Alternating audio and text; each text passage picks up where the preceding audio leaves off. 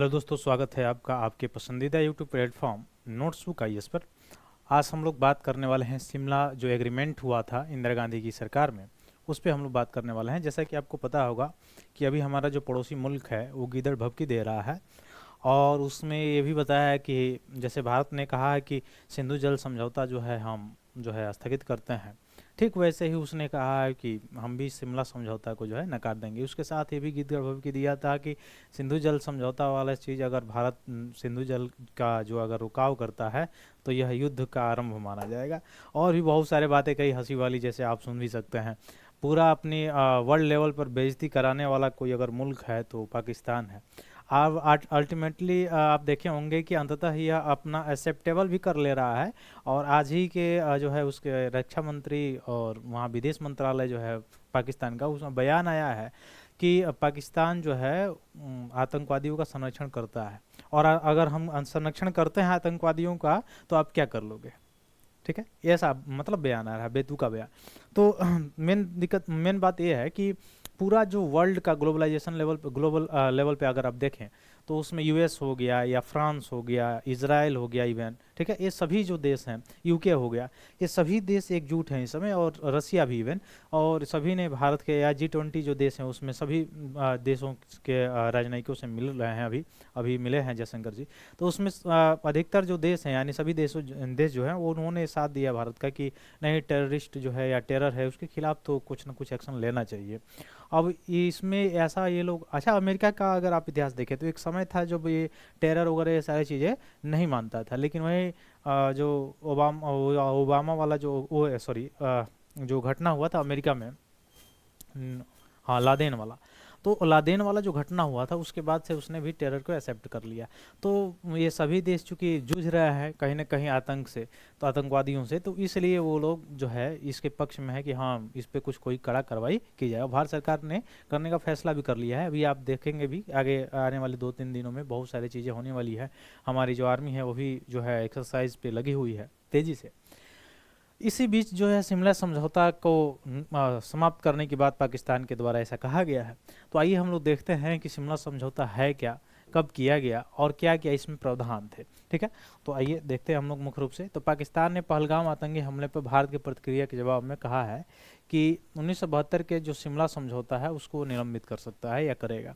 ठीक है, तो इस शिमला समझौता पहला चीज़ याद रखेंगे कब हुआ था, 1972 में हुआ था। ठीक है, तो इसने निलंबित कर दिया है इसको। जिसमें शिमला समझौता में कितने लोग मारे गए थे, 26 लोग मारे गए थे। शिमला समझौता 1971 भारत पाकिस्तान युद्ध के बाद हस्ताक्षर हुआ था, शांति संधि ऐसे हुई थी 1971 में।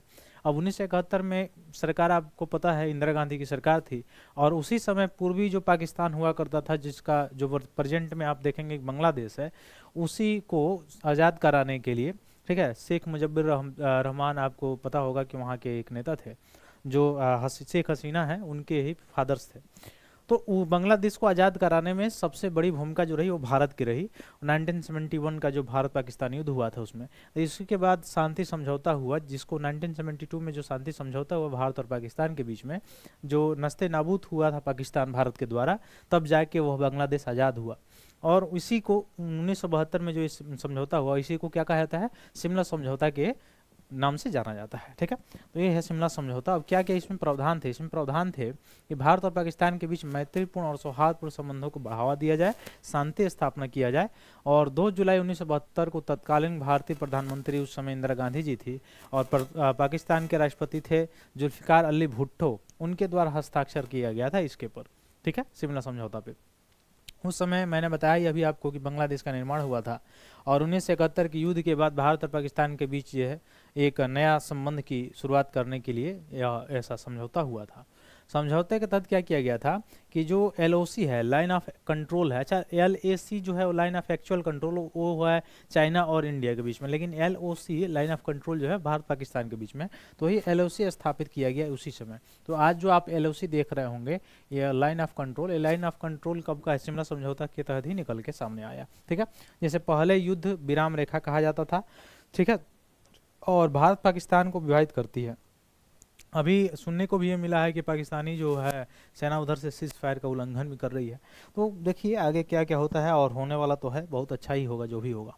1972 शिमला समझौता क्या था? तो इसमें क्या क्या कहा गया था? तो उसमें कहा गया था कि भारत सरकार और पाकिस्तान सरकार इस बात के लिए प्रतिबद्ध है कि दोनों देश अपने संबंधों को खराब करने वाले संघर्ष टकराव को समाप्त करें। लेकिन भारत के द्वारा तो पुरजोर प्रयास किया गया 1972 के बाद से और 1999 तक।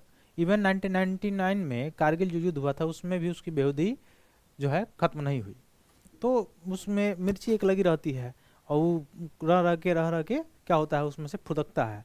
तो यह शिमला शिमला जो समझौता हुआ था इस पे ऐसा बात किया गया था, लेकिन आप देख सकते हैं 1972 के बाद से इवन अभी तक वह किस तरह से उसकी रवैया रही है कभी। और रही बात आतंकवाद की, तो आतंकवाद की अगर आप भी पीड़ित हो आतंकवाद से, एक बात अगर लेके चला जाए, अगर आप भी पीड़ित हो आतंकवाद से तो आप उस पर कड़ी नज़र क्यों नहीं रख रहे हो या उस पर एक्शन क्यों नहीं ले रहे हो? और अगर एक्शन आपको लेना नहीं आता है तो आप और ग्लोबल लेवल पे देश हैं उनसे गठबंधन कीजिए और तब मिल के उस पर एक्शन लीजिए, बिल्कुल सॉल्व किया जाएगा।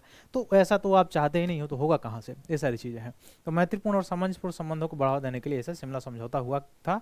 और कब हुआ था? 1972 में हुआ था। और कौन सा युद्ध था इसमें, किस युद्ध के बाद?